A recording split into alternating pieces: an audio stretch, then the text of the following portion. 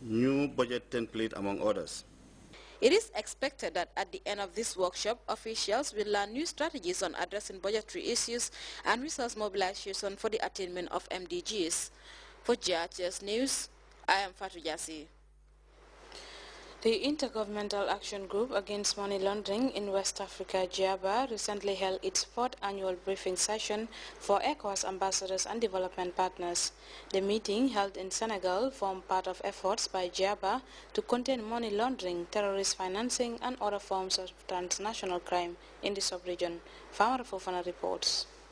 Center in the Senegalese capital, Dakar, was the venue for the 4th annual briefing session for ECOWAS ambassadors and development partners by the Intergovernmental Action Group Against Money Laundering in the sub-region, otherwise known as GIABA.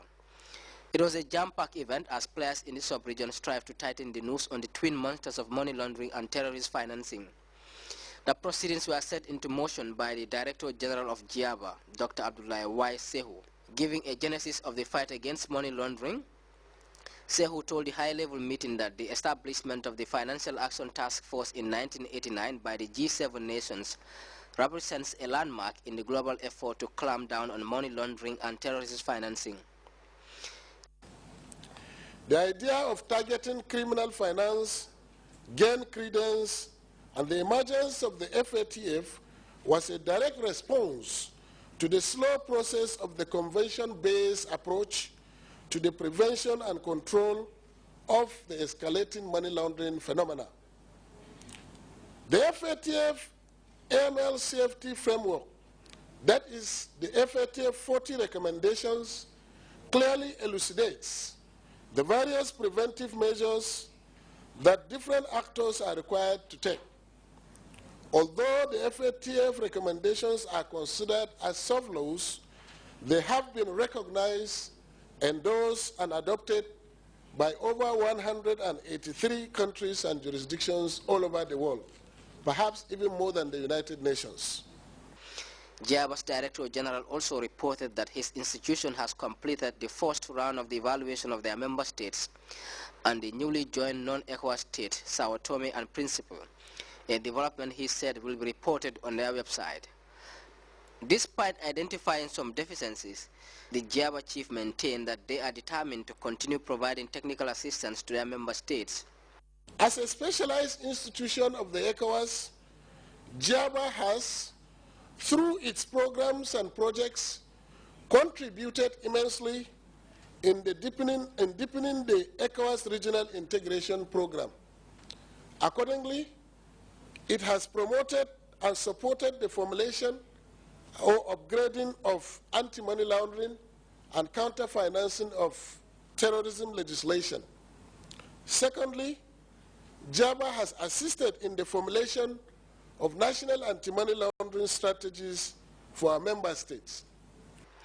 The Intergovernmental Action Group Against Money Laundering in West Africa, according to him, has facilitated and continues to support the establishment of financial intelligence units in addition to the many capacity-building programs for those involved in the implementation of anti-money laundering laws and policies in their countries.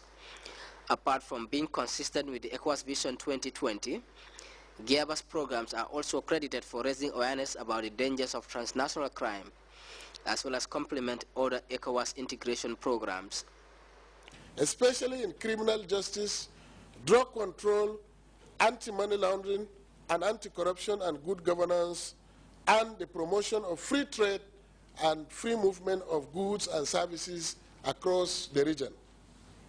GIABA's 4th annual briefing session for ECOWAS ambassadors and development partners also saw the presentation of the body's annual report and a media briefing where issues revolving around the organization's work in the sub-region took center stage.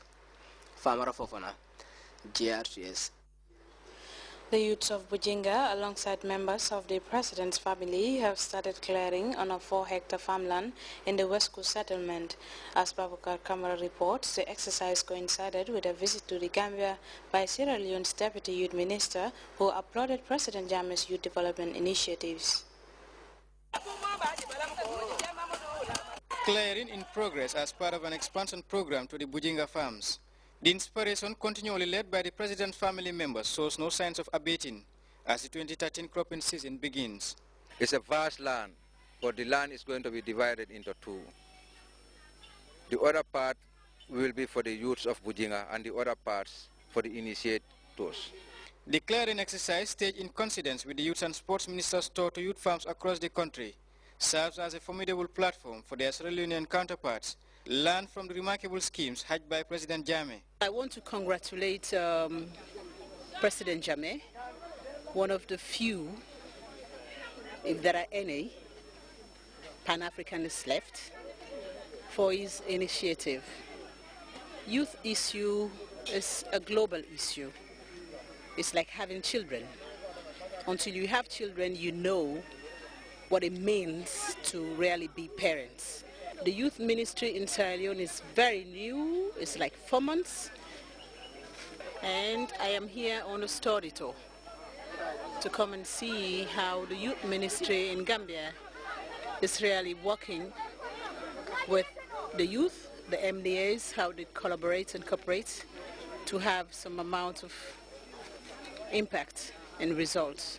The exercise, cautiously celebrated by scores of volunteers gearing up yet for another farming season, has the aim of improving agricultural production and productivity, whilst providing gainful employment opportunities for Gambian young people.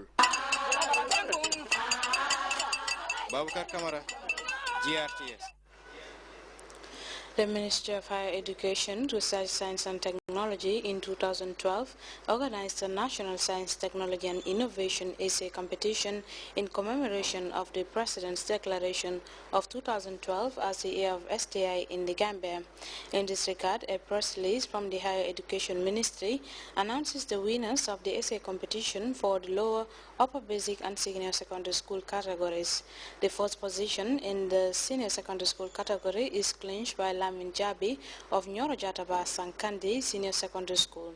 Alaji Jassi of Tahir Senior Secondary School came out second, as Elizabeth Gomez of John Pickering Senior Secondary School backed third position.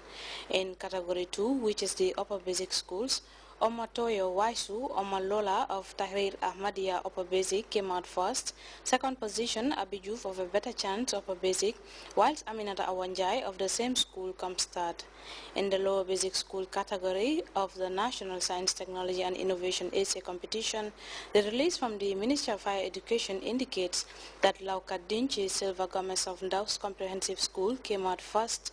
Sohna Cham, also of Ndaus Lower Basic School, second position, with Zainab Kora of A Better Chance Lower Basic School coming out third. All the winners mentioned according to the dispatch will be contacted through their heads of schools. Well, time now to take our first break. When we come back, we take a look at news from outside the Gambia. Stay tuned.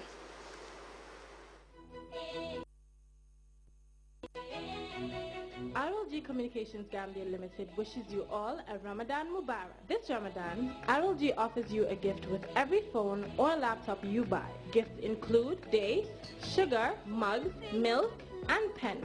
Visit our showroom on 62 Caraba Avenue, opposite the Pipeline Mosque. Or you can find our sales agents at St. Teresa's Upper Basic School, Chippa Garage Car Park, at Westfield, or in Banjul opposite the Albert Market main gate.